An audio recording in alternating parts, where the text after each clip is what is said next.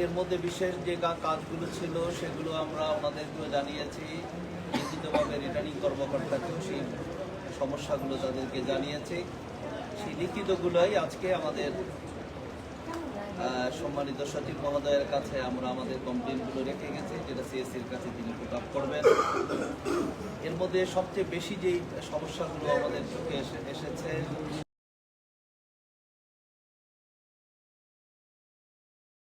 পটুয়াখালী 4, পটুয়াখালী 3, ঝালুকাঠি 1, ঝালুকাঠি 2, ভোলা 1, ভোলা 4, লক্ষ্মীপুর 1, লক্ষ্মীপুর 4, এইগুলোই ছিল সবচেয়ে বেশি।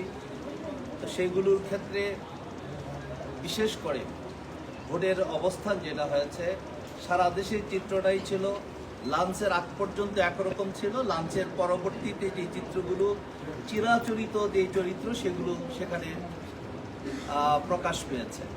বিশেষ করে আমরা যেটার জন্য যে নির্বাচন আমরা কোনো দাবি করতে চাচ্ছি সেটা হচ্ছে পটুয়াখালী 1 অর্থাৎ মির্জাগঞ্জ উপজেলা আমরাগাছিয়া এবং মাধবখালী 2টা ইউনিয়নে আমাদের নয় এবং সংশ্লিষ্ট যারা ছিলেন অনেকদেরকে তারা কমপ্লেন করেছে বিভিন্ন রাজনৈতিক দলের, সেখানে বিএনপি ছাড়া আর বাকি সবকে বের করে দিয়ে রিটার্নিং কর্মকর্তা সেখান থেকে সেই কাজগুলো তখন আমরা যেখানেই করেছি আমরা কোথাও আর হেল্প পাইনি।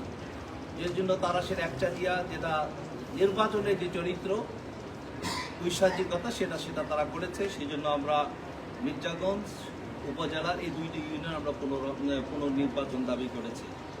তার সাথে সাথে ভোট কেন্দ্রগুলোর মধ্যে বিশেষ করে পটুয়াখালী 4-এর আপনার কলাপাড়ার বেশ কিছু